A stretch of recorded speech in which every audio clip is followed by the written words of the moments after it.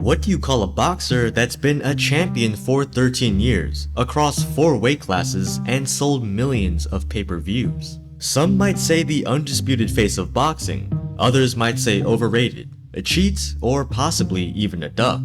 Canelo Alvarez is a lot of things, but the people criticizing his resume are overlooking one major factor.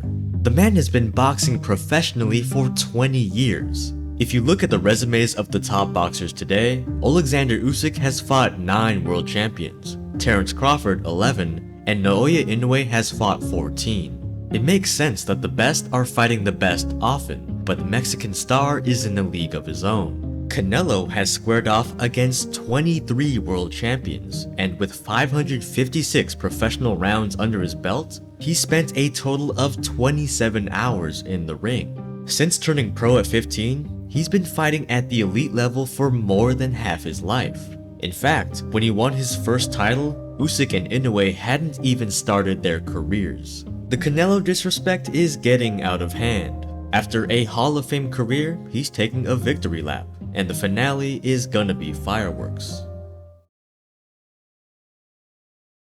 Boxing has a problem. We don't give our biggest stars their flowers until long after they've retired. There's always one more belt, one more weight class, one more big fight before they're considered great. Take a step back and appreciate greatness while it's still here. Looking at the pound for pound top 4, even though Canelo is younger than Crawford and Usyk, his body has way more mileage. Because Mexico doesn't have a strong amateur system, Canelo had to turn pro early.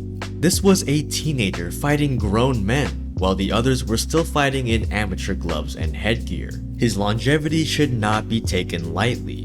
They're all 4 division world champions and they're all undisputed. But Canelo has been selling out arenas for years while the others were still fighting on undercards. And when you take into account the fact that he started his career at 140 pounds, his current campaign at 168 and 175 is far more impressive. Canelo's not a big guy, but he's got lightweight skills with light heavyweight power. Take a look at this side-by-side comparison from Twitter user Boxman352. It's almost uncanny how similar they are. Sure, there's only so many punches to throw, but their fluidity, athleticism, and instinct are identical. And we all know he has a granite chin. If anything, as the face of boxing, his opponent selection is par for the course. Canelo is simply following the Mayweather formula. He considers his legacy cemented, and as boxing's biggest star, he's the money fight. Everyone wants to fight Canelo, from welterweights to UFC champions. Payday, payday, you want payday, I know that. But at this stage in his career, he gets to call the shots, maximize money, minimize risk, and strategically plan his legend.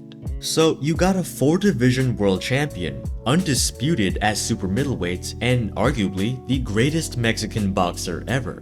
But to truly appreciate Canelo, we have to do a rewind on the elite run that made him the face of boxing. Canelo's resume before 2019 was already Hall of Fame worthy, but his fights after Triple G are what made him a global icon. He passed his debut at super middleweight with flying colors after torturing Rocky Fielding's liver. He took Daniel Jacobs' belt and went viral for his defensive prowess. And he moved up 2 weight classes to absolutely starch light heavyweight champion Sergey Kovalev.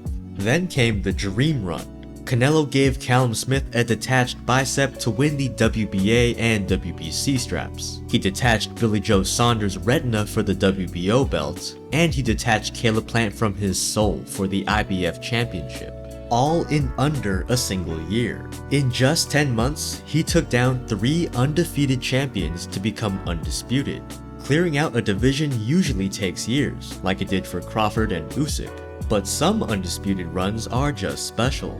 Until you run into a 175-pound Soviet-trained jab machine with elite footwork and distance management. As the old adage goes, a good big man always beats a good little man. Dmitry Bivol suffocated Canelo with his in-and-out offense, dealing him his first loss since the Mayweather bout. With no way to hurt Bivol, Canelo got frustrated and survived on his elite defense. And guess what? That's fine.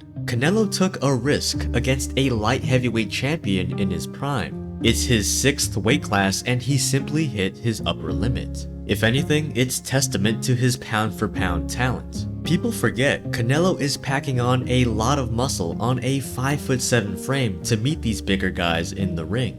But humbled by defeat, this is where we see the shift in his career trajectory. His comeback trilogy fight against Gennady Golovkin was purely for the legacy surrounding their rivalry. He fought John Ryder as the hometown hero in a Guadalajara homecoming. He bullied a smaller Jermell Charlo in an undisputed versus undisputed showdown, and he faced Jaime Munguia in an all-Mexican standoff. But aside from a puncher's chance from an aging Triple G, only Munguia really came to fight. The others came to survive. Like Mayweather before him, he minimized brain damage and prioritized generational wealth. But this time, it's different. Floyd was a defensive specialist, and while Canelo has Matrix-level defense himself, let's not forget, the man is a Mexican boxer. ¡Viva México, cabrones!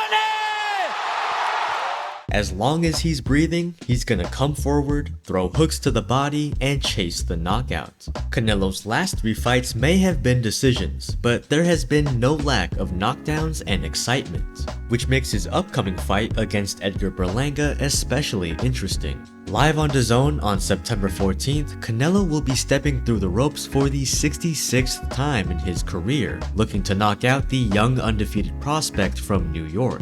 Don't get me wrong, Berlanga can punch and still has unbeaten confidence, but I get the feeling that Canelo wants to make a statement. After knocking down his last 3 opponents, the fans want a finish. Young Berlanga, perhaps naively, will come in swinging, and we all know what happens when Canelo gets an opportunity to counterpunch.